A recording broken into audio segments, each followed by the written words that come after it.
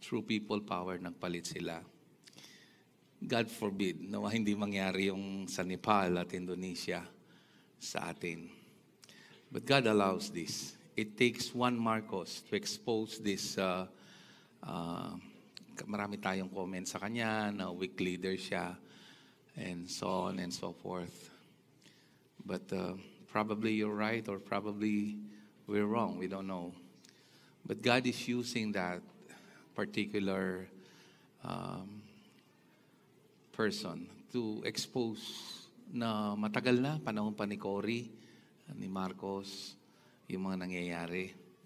No? Kahapon po, kausap ko po ang isang vice mayor. Sabi ko,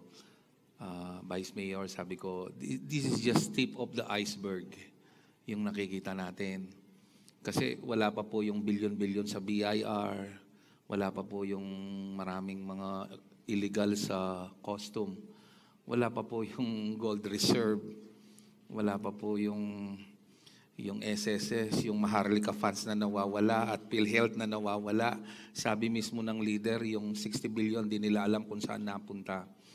Wala pa yung mga solar light na 1-3 lang, tig 11,000 na overprice at mga ilaw. There are technically, it's just tip of the iceberg. Sabi nung bahis, sa susunod niyan, yung SSS yung mawawala, sabi niya. Nagbiro siya. So, bakit ko sinabi to?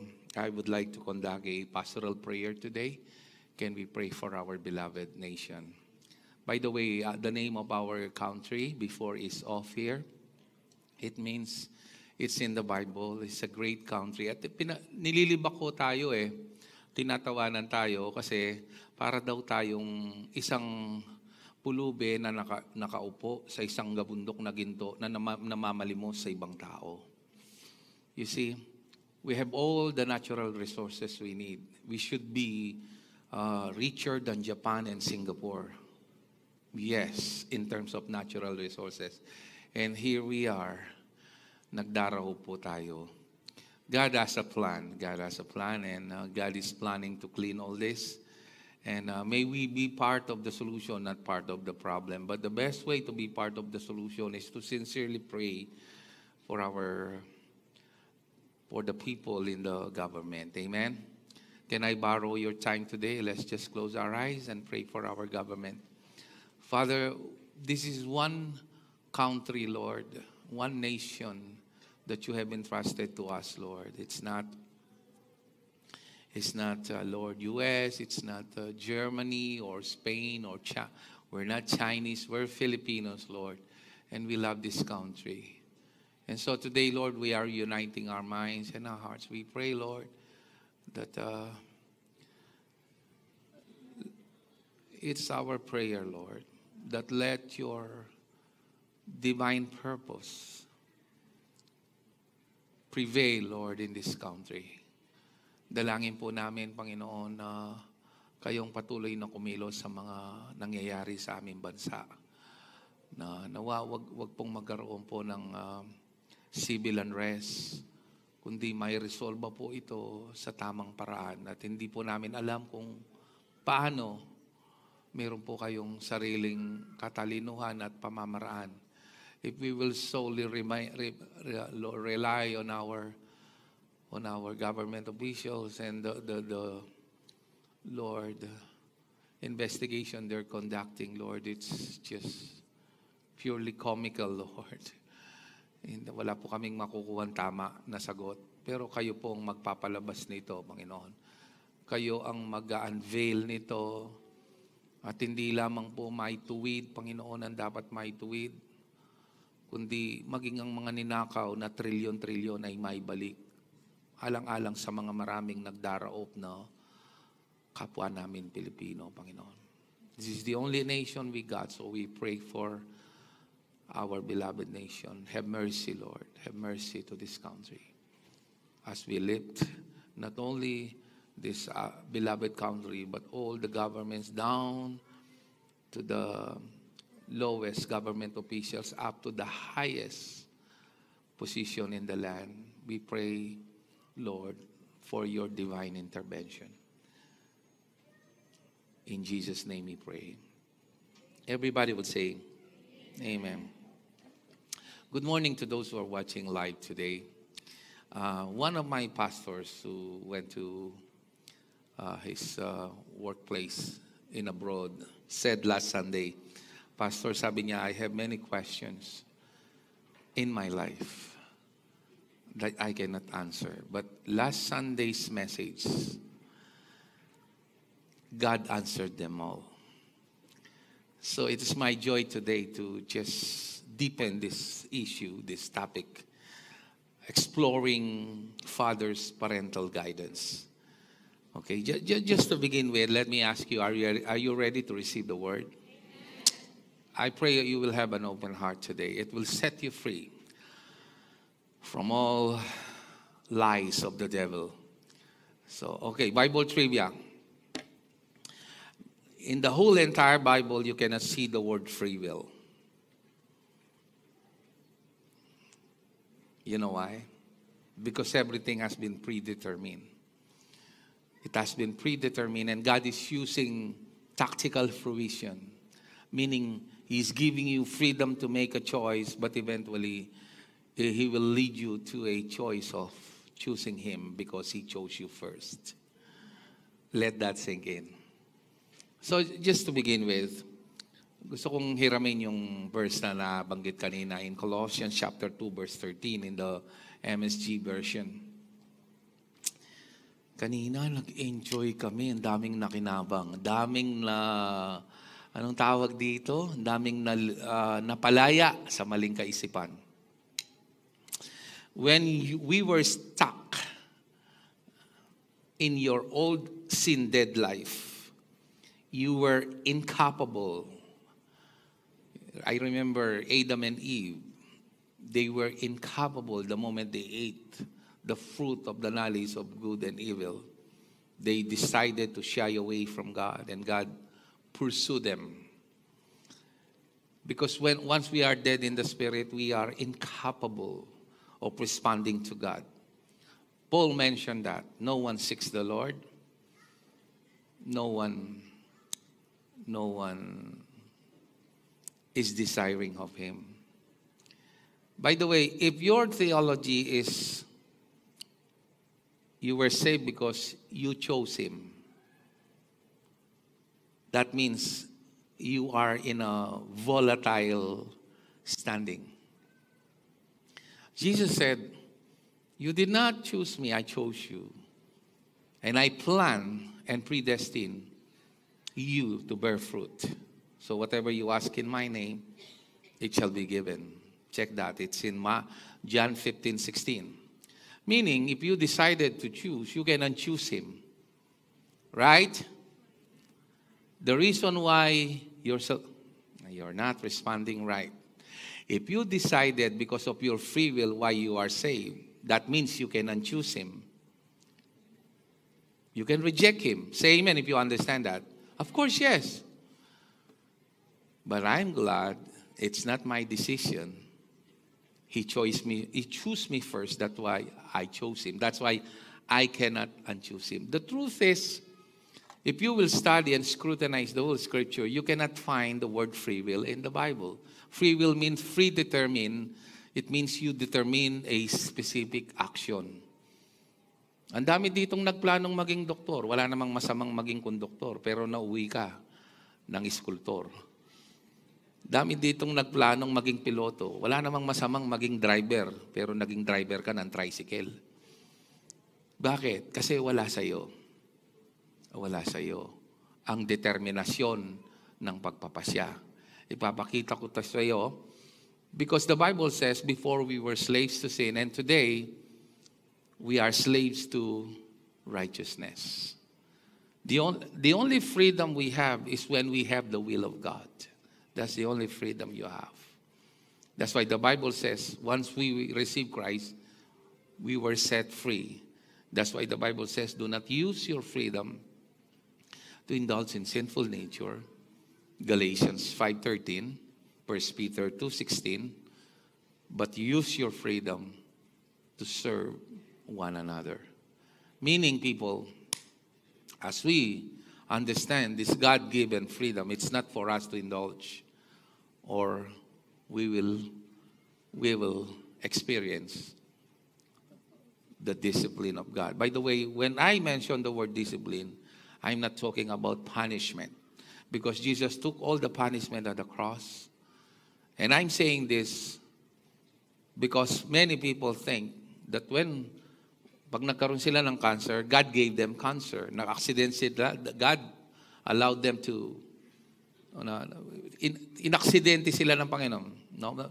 God is so wise and He's so loving to the point na maging yung sarili nating kapalpakan at kagagawan ng iba, He can turn them into blessing na pagbibintangan natin siyang kagagawan niya ito. No way.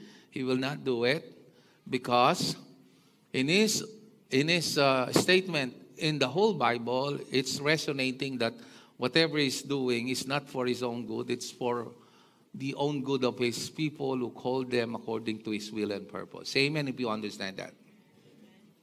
So we are incapable of responding to God. God brought you alive right along with Christ. Think of it, all sins forgiven. I made the great difference between made alive and born again. There's a great chasm between made alive and born again. You're not born again, you're made alive. Jesus is using a metaphor, just like a child that needs to be born again. But He's not saying you are born again. You are made alive. In fact, the Bible says you are adopted, you are grafted. No? And the Bible says, if anyone is in Christ, he is a what? No, not born again. But what? New creation. Not recycled, but new creation. Amen? So, it's so important to understand how it works. It's like this. You have to understand this before I will preach again. This, the Father's parental guidance. Some people are confused. Okay? But I will use this for the sake of understanding, so that you will understand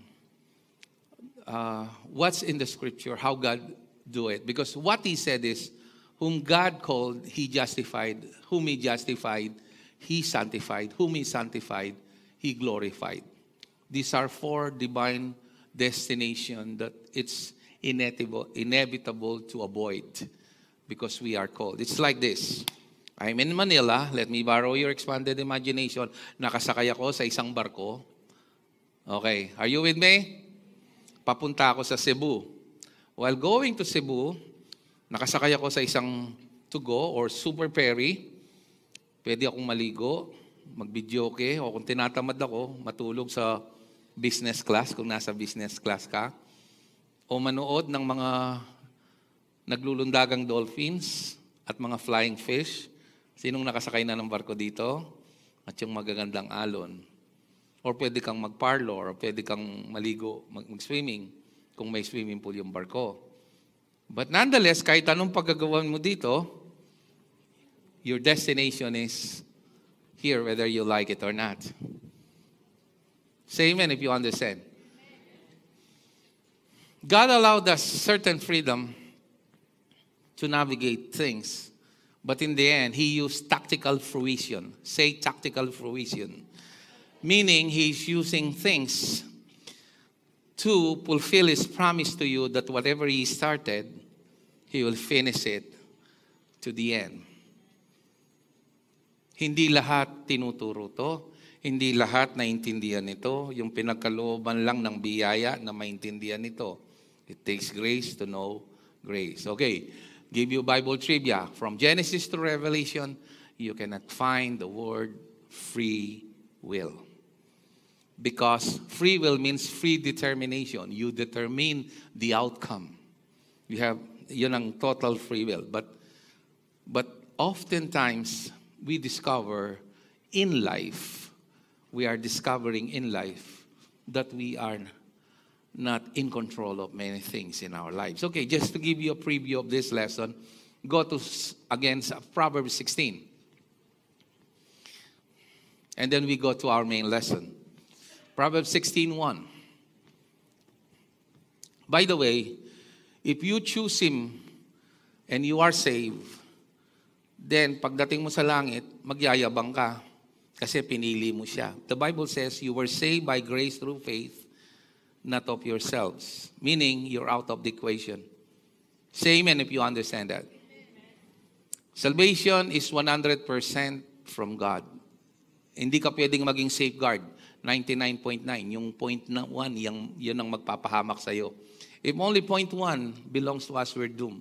I'm glad I did not choose him because I cannot unchoose him. I'm glad he chose me because I cannot unchoose what he chose in my life. That's why I can sleep like a baby, believing whatever he started, he will finish it to the end.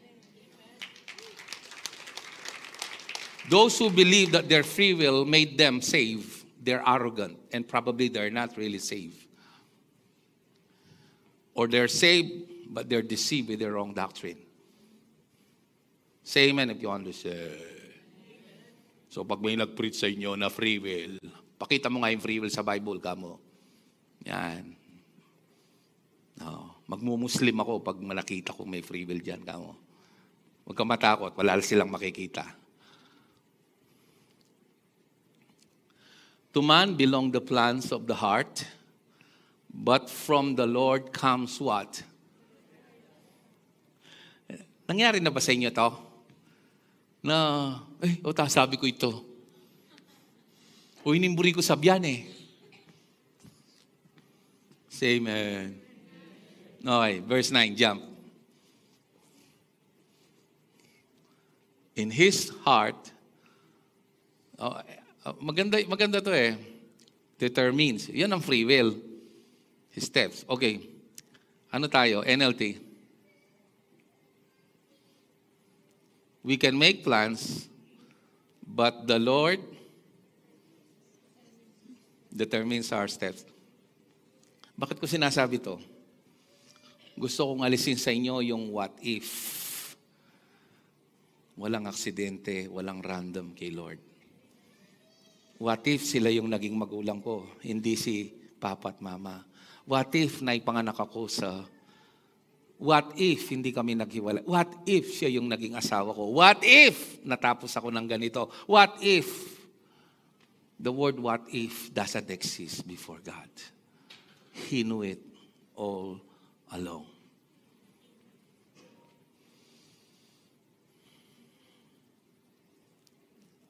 Besides, pag nagdwell ka sa what if, sabi ng Ecclesiastes, it's not good to dwell in the past. Because you cannot appreciate what God is doing and what God is about to do. I tell you, it's in the book of Proverbs. Kaya yung mga nabubuhay sa nakaraan na doon na lang, hindi sila makamove on. Hindi nila nakikita yung araw-araw na ginagawa ng Diyos sa buhay nila. They keep on wallowing sa nakaraan.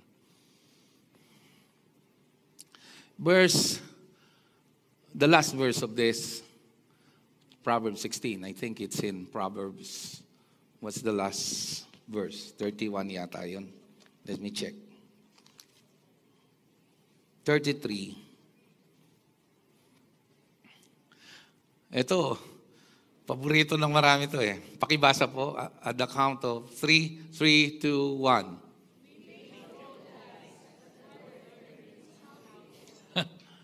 Ito yung tinatawag na literal na pet malu.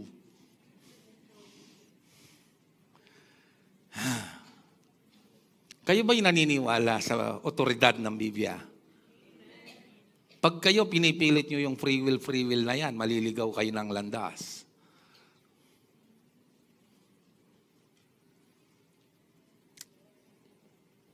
Naalala niyo si Eva Tadan? Batadan, alam mo na, mahal mo na, wala ka nang magagawa. The moment they ate the fruit of the knowledge of good and evil, they shy away from the Lord. And God pursued them. Why? Because they are dead in the spirit. A person who is dead in the spirit is incapable of reciprocating to the call of God unless God will raise them to life.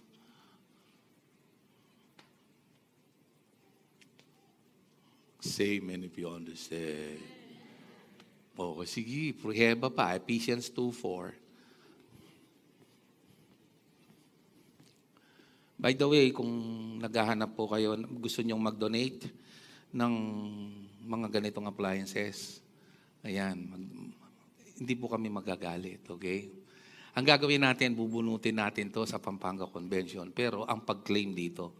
And by the way, meron pong nag-donate ng isang motorsiklo, pangkabuhayan package, at tinumbasan pa ng church ng isang motorsiklo. So sa anibersaryo, 2 motorsiklo ang ipamimigay ng church. Amen. Bahala na kayo sa sidecar. Okay. But God is rich in mercy. He loved us so much, verse 5, that even though we were what? Dead of our sins, He gave us life when He raised Christ from the dead. It is only by God's grace that you have been saved. Okay? Okay. Tingnan natin dito. Verse. He raised us from the dead along with Christ and seated us with Him in the heavenly realms because we were united with Him in Christ. So God can point to us in all future ages an example of the incredible wealth of His grace and kindness toward us, as shown in all He has done for us who are united with Christ. Okay, NIV mo to, no? Kasi gusto kong bigyan ng diin ito, o kaya New King James Version. Sabi niya dito, okay, in order that in the coming He might show the incomparable riches of His grace expressed in His kindness to us in Christ Jesus. Kaya nga ang team natin is grace upon grace. Paano nahayag ang kabutihan ng Diyos? Kanino? In Christ Jesus. All the wrath of God has been poured out at the cross. The greatest crime perpetuated by humanity is at the cross. And yet, at the same spot, the greatest kindness and love of God was demonstrated and displayed and reflects at the cross, showing He gave His best in our worst. Can I hear a good amen? I cannot overemphasize that. That's so huge and deep. Verse 9, 8. 8, please. For it is by grace you have been what? Through faith. Magkadugtong niya, wala kama dapat in original. And this is not. Is it your choosing? No. He removed. It is the gift of God. Verse 9. Not by works, so that no one can boast. Not by works. Verse 10. For we are God's workmanship, created in Christ Jesus to do good works, which God prepared in advance for us to do. It's so important to understand that even our good works are prepared in advance for us to do. Go to Romans chapter 9, verse 10. Iba yung lesson ko ngayon. Gusto kong palalimin to. Romans 9:10. Not only that, but Rebekah's children had one and the same father, our father, Isaac. Okay, listen. Okay, go. Hanggang verse 21 yan. Yet before the twins were born or had done anything, what? Good or bad, in order that God's purpose in election. Another name for believers are the elect, okay? You have to understand that. Verse 12. Not by works, but by Him who calls. She was told, the older will serve the younger. Go on. Not by works, just as it is written, Jacob I love, but Esau I hated. Ito, 13 muna tayo. Yung iba nako-confuse dito eh. Parang hindi fair si Lord. You want God to be fair? Lagi ko sinasabi to, you want God to be fair? We all deserve wrath because we are all sinners after all. Ikaw, God give you a certain freedom, but your freedom are also navigated by His divine purpose. We may not understand that, but that's how God works. If God, ikaw, pinilit ka ba sa asawa mo o ikaw ang pumili sa asawa mo nung sabihin mo, binigay mo yung minatamis na oo? Pinilit ka o pinili mo siya? Pinili. Ang daya mo, kung hindi mo maintindihan ito, namili ka ng sarili mong asawa, ayaw mo si Lord, pumili. Di ka ba unfair nun? Can I hear a good amen? You're so unfair if that's the way you think. Verse 14. What then shall we say? Is God unjust? Alam ni Paul yung utak natin, no? What's the answer? Verse 15. For he says to Moses, I will have on whom? I will have. Pakibasa ko ng sabay-sabay. On whom I have. Okay, verse 16. Okay, basahin natin ang may yung galing sa puso. At the count of 3, paniwalaan mo naman, ano? At the count of 3, 3, 2, 1.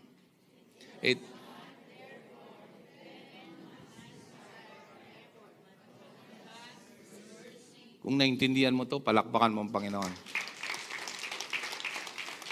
Kaya nga, ang Kristyanismo ay hindi entitlement at posisyon.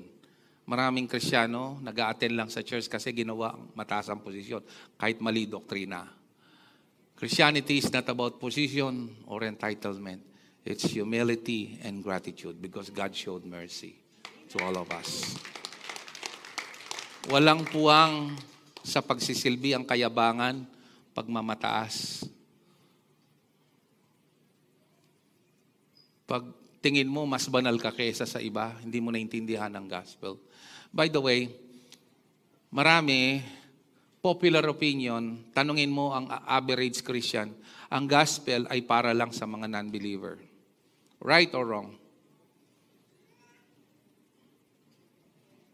Partly yes, partly wrong. Yes, non-believers, they need to hear the gospel, but so much so, the believers. We're living in a fallen world that everything we see here is the exact opposite of what God did in our hearts. So if there is anything that we need to be reminded of every day, it's the need to be reminded of the gospel. And I hope you understand what is the gospel in your life. Verse 17. For the scripture says, Pharaoh, I raise you up for this very purpose, that I might display my power in you, that my name might be what? Here on earth. Pwede namang mag-resign si Romualdez ng kagad-agad, pero kapit sa tuko sa posisyon. Bakit? Kasi matagal na yung kurakot sa bansa, in-expose ni Lord para magkaroon po ng pag-angat ang bansa natin. Napansin niyo po yung passport mo? Sobrang hina, kawawa tayo. No? Kulang na lang magmakaawa ka para makapasok ka sa mga bansang gusto mong puntahan. Kaya lang natin puntahan. Thailand, Vietnam, Indonesia. Balami kalinaw. Kalat-kalat la naman dengas. Wampong marangle. Niyayok man mumuntakin eh. Kayong mahilig punta-punta, magpagasos kayo. Maya pang mintana kagayiniking Florida, marakal po. Namalo kayo, mahilig ko ang pasyal-pasyal. Bisa siyempre, bisa na ka marugong manakit detang miyayalo ang bulong po tang mag-fall ang pong mag-snow. Ka makapunto. Anong kakulelat yung passport mo. Are you listening, people? But God is doing something just like Pharaoh to these leaders so that this corruption talagang kahit sindikato lang habi-habi will be exposed. And our country will be liberated from. Really? Ay, ang sinabi Singapore, I can say this with confidence, ampoin Japan keng resources tamo. But they are far richer than us. Why? Because of corruption. And God, I believe, matutud kong manyaman. Pag praying bansa, matutud kong manyaman. God is at work in our country. That I might display my power in you and that my name might be proclaimed in all the earth. Verse 18, therefore God has mercy on whom he wants to have mercy, and he hardens whom he wants to harden. And one will you say to me then, why does God still blame us? For who resists his will? Alam niya, no? Ito yung alam niyang iisipin mo eh. Sinagot niya, verse 20. But who are you, O man, to talk back to God? Shall what is formed say to him who formed it, why did you make me like this? Alam mo, bakit hindi mo ko ginawang, Lord, bakit yung ilong ko hindi mo ginawang matangos? Ba't ganito naman? Pag umarap ka sa salamin, Lord, ba't ganito ako? Puro ako likod. Bakit siya pinagpala sa lahat?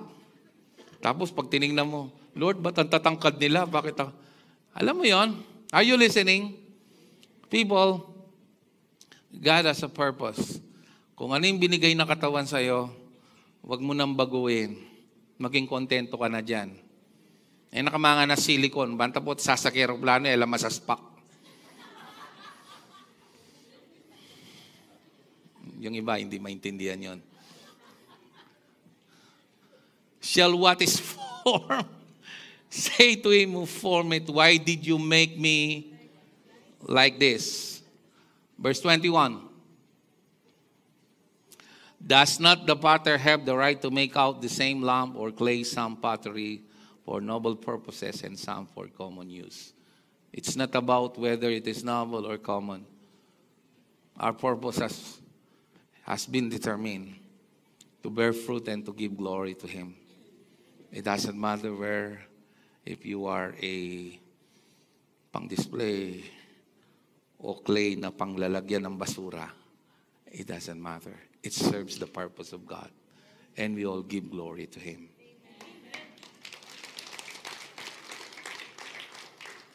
Let's go to our main lesson. Haba ng introduction ko, no? Kasi pag hindi ko binigay sa inyo yon, hindi nyo maintindihan tong lesson.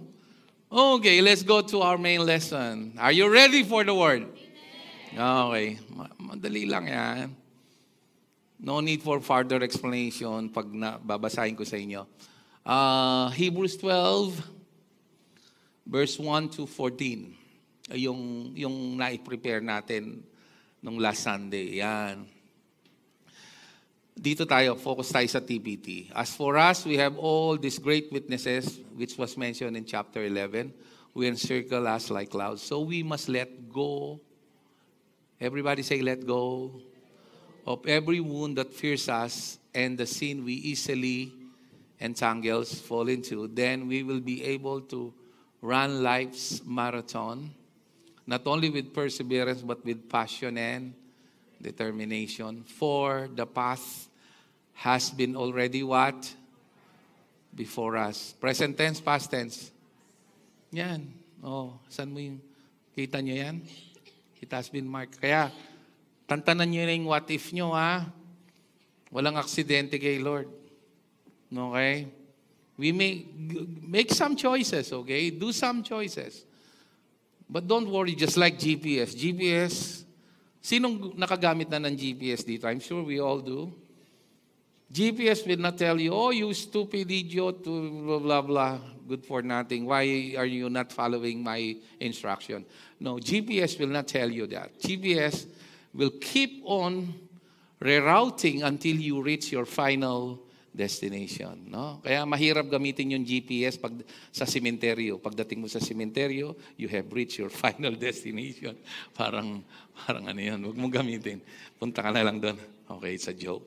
Never mind.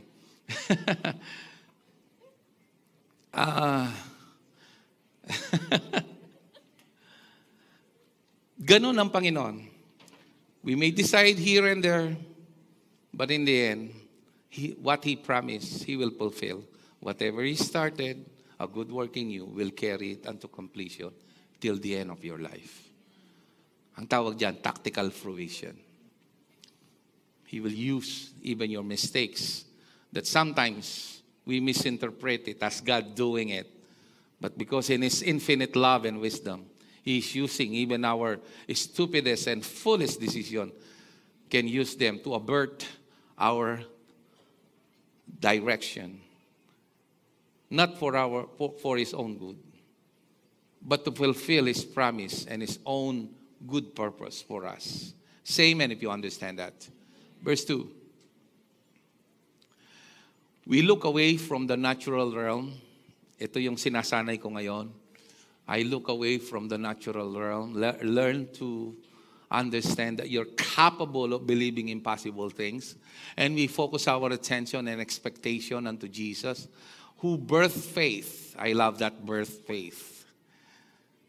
Yeah. Within us. Ipinanganak to. Who leads us.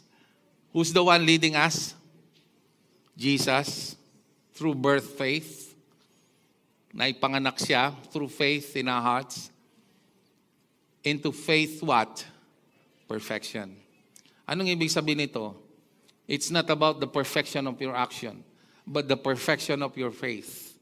He will lead you to a place na hindi ka na magtitiwala sa iyong pag-ehersisyo, pagkakain ng tamang diet, these are good.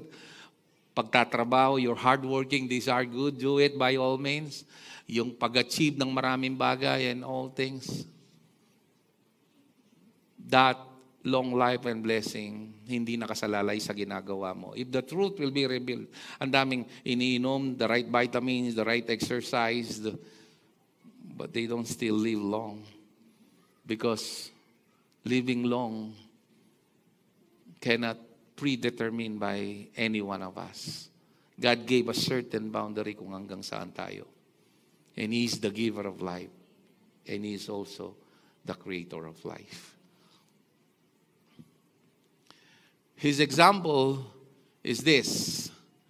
Because His heart was focused on the joy of knowing. By the way, but before finishing this, faith perfection means you come to that point that you trust Him more than what you are doing. Okay? More than your accomplishment or what you did not do. Okay? Let that sink in your heart today. Because His heart was focused on the joy of knowing that you would be His. He endured the agony of the cross and conquered its humiliation. Kasi ang nasa utak niya, ikaw at ako, bit-bit niya kahit nung panahon na hindi ka pa naipanganak. Na ang binhi mo nasa katawan pa ng lolo, ng lolo, ng lolo, ng lolo, ng lolo, ng lolo, ng lolo mo. Can I hear a good amen? Para maintindihan mo to, no? He endured the agony of the cross and conquered its humiliation and now sits exalted at the right hand of the throne of God. Okay, go. Let's fast forward. 3, so consider carefully how Jesus faced such intense opposition from sinners who oppose their own souls so that you won't become worn down and cave in under life's pressure. Alam mo, yung cave in dito is a parang slang word yan eh. Ibig sabihin ng cave in, you don't lose heart, you don't grow weary. Yung cave in dito, because of life's pressure, wala ka ng pakialam, inahayan mo na lang ng iba yung mag-serve, di ka na nagsiserve na. God wants us to serve Him passionately. But you somehow, along the line, you lose your passion kasi ang daming pagsubok na dumating sa iyo. Don't let those problems cave in under life's pressure, sabi niya. I love that word. Verse 4. After all, you have not yet reached the point of sweating blood in your opposition to sin. And have you forgotten His encouraging words spoken to you as His children? He said, okay, here's our main lesson. Listen, my child, don't underestimate the value of the discipline and training of the Lord God, ang iyong Panginoong Diyos. or get depressed when he has to correct you. Why? Go on. For the Lord's training of your life, here's the purpose, para hindi ka daw ma-depress, is the evidence of His what? Shout it out! Why? And when He draws you, sinong nagdo-draw sa'yo sa Panginoon? Siya mismo. Kita mo yan? No? Closeness to God is a gift. Hindi dahil nag-fasting ka. Hindi dahil nagbasa ka ng Bible. Hindi dahil nag-pray ka.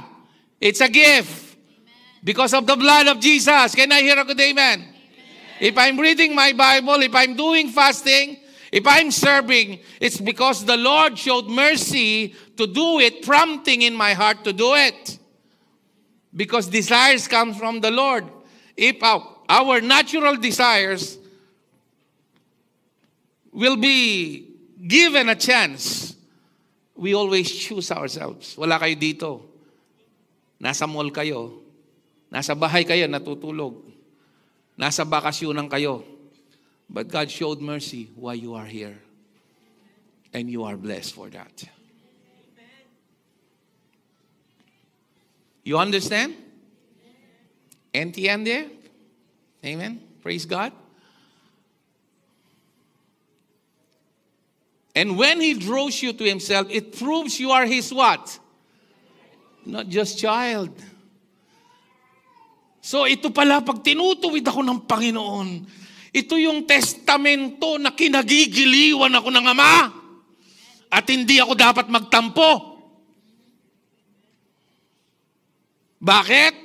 Fully embrace. Everybody say fully embrace. God's correction as part of your training, for He's doing what any what? Loving father does for his children. For who has ever heard of a child who never had to be corrected?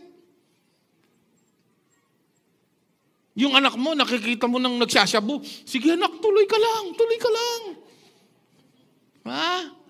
Nakita mo yung bata, may hawak na blade, tapos may bago kang biniling sopa, 60,000. Sige anak, laruin mo lang.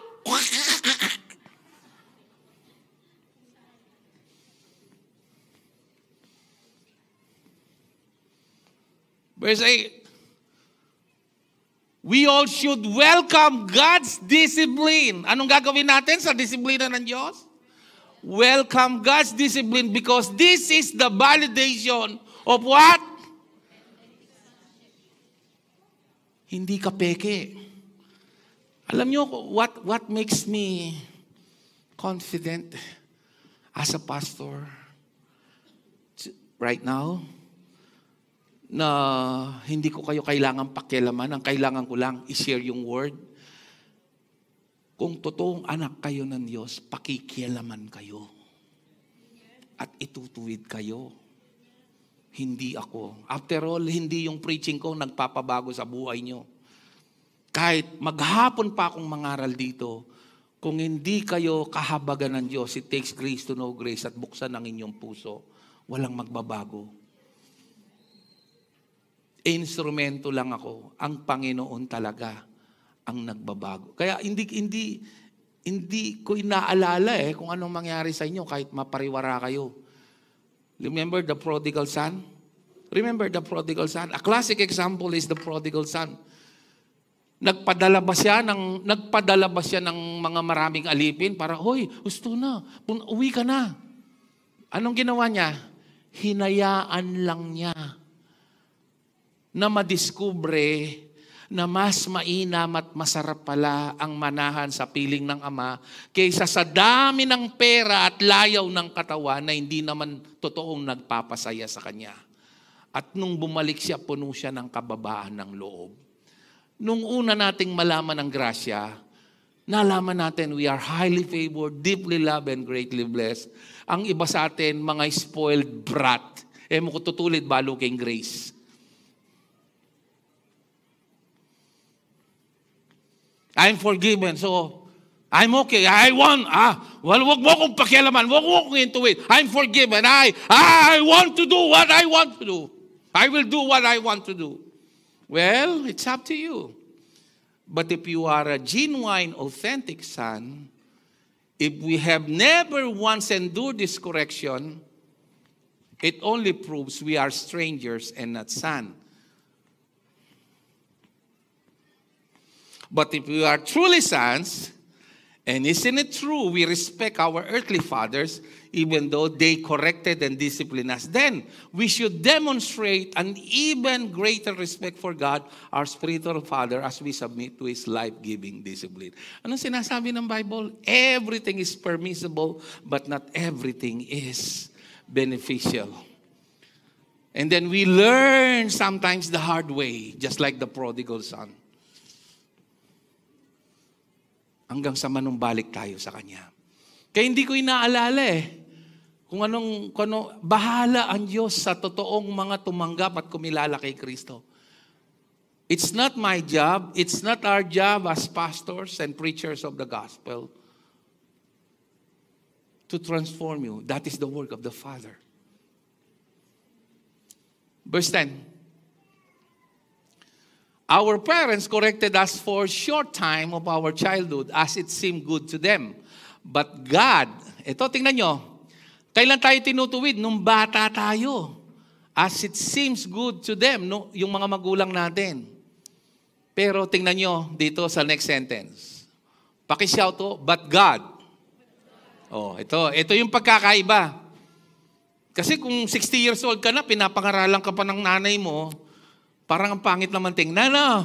45 years old ka na hanggang ngayon, para kang batang maliit na tinuturuan ng mama mo, ng papa mo, para kang bonjing. No. Pero, but God, listen, because our God is a loving God,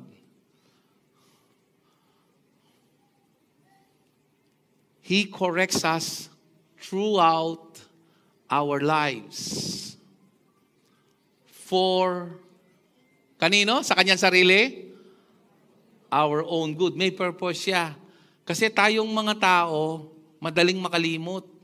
At prone tayo sa mga bagay na taliwas sa kanyang kalooban. Giving us an invitation to share in His what? Holiness. Hindi ba ginawa na tayo ng banal? Sabi ng Bible, He's not talking about you being holy. He's talking about the fruit of holiness, character, a transformation of character, and harvest, fruit of righteousness. So, ibig sabihin, He's not talking about you being holy because you're already holy. He's talking about you being trained, corrected, and being disciplined so that the character of God will resonate in your life. He's talking about transformation and character and harvest. Very clear indication that He's talking about fruits, not works. Now, all discipline seems to be painful. Tingnan nyo No discipline seems to be painful at the time. Lahat tayo nito. Kung I wish may kukwento ko sa inyo yung mga pinagdadaanan ko. At pinagdaanan ko pa ngayon. Kasi pag talagang tinawag ka ng Panginoon, sa ayot sa gusto mo, He will train you. He will discipline you. You will undergo pruning and disciplining. Not punishment. But you will undergo that certain process. Bringing a harvest of righteousness and peace. Harvest of righteousness and peace. To those who, pakibasa po, who what? Pakishout po. Anong ibig sabihin nito? Who yield to it. Marami sa atin, ulit-ulit kasi matigas ang ulo, ayaw magpasako. Gusto mong mahinto yan? Lord, I won't resist. Kasi naunawa ko yung puso mo. It's not to harm me, but to bless me. Can I hear a good amen? Kasi alam niya, prone tayo dyan, lahat tayo. In our whole life. Kaya yung mga iba, yung medyo matitigas ang ulo na ayaw mag-submit sa paulit-ulit na pagsasanay ng Panginoon. It's up to you, but the pain, sabi nga, I remember Denzel Washington sa Equalizer. There are two kinds of pain, he says. He said, pain that alters and pain that hurts. True. Hayaan mo ba na manatili ka, na nasasaktan, o magsasubmit ka? Hindi ko alam kung ano yung mga disiplina ng Lord sa iyo ngayon. Bagamat di ka gagawan, maaaring migraine yan na paulit-ulit kasi tigas ng ulo mo. Yung palagi kang walang pera, hindi ka makalis sa utang kasi hindi ka marunong sumating sale. Pindot ka ng pindot. Pag dumating naman si Shopee, bigla kang may nga banner lilitit kakayaw siya kamakibat kasi lakang pamayad.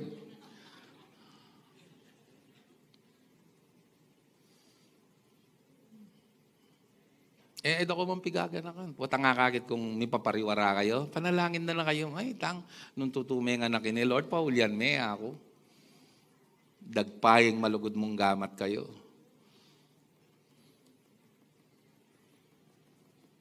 And 2 more verses and we're done. 12, 13, 14. 3 verses. Dami ko pang... Pwede nating bigyan ng part 3 to? Can I hear good amen? Parang bitin ako eh. So be made strong even in your weakness by lifting up your tired hands in prayer and worship and strengthen your weak knees. For as you keep walking forward in God's path, all your stumbling ways, detang ways mong mititisod kang mititisod. Detang ways mong nano mo may offend ko. Detang ways mong nano mo masora ko. Detang ways mong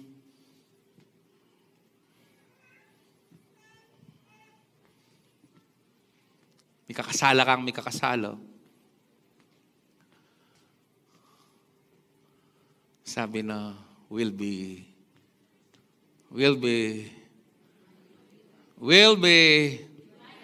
not just healed,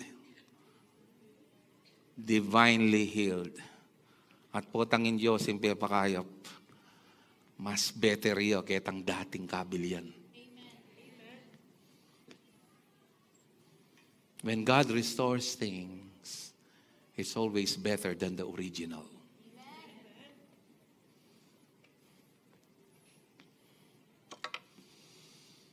Lift up your hands, people. Thank you, Jesus. I can only lead you to the river, but will you drink to this river of life?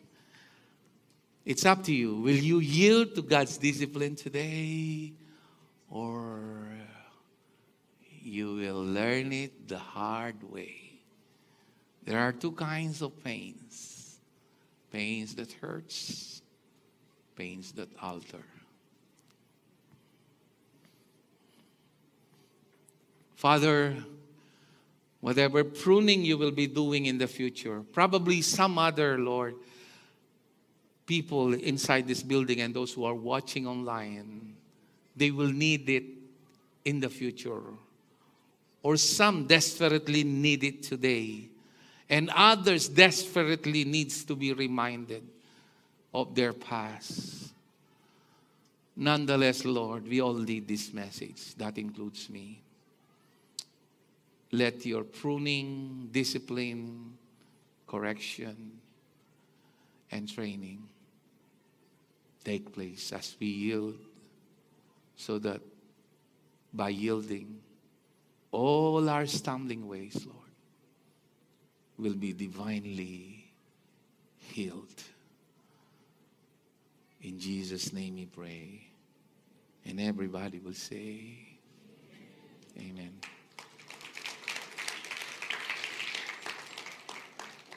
Ang lalim ng message na to, no? Ninong mengo sa Lord kayo? Sumalakan din dam kini, anak kakelwal. Dahil anak keng kilo, bilan to itong makaintindi king mensahe ngayon eh. Say amen if you are blessed. Amen. Pakisabi mo sa katabi mo, I'm blessed. Amen.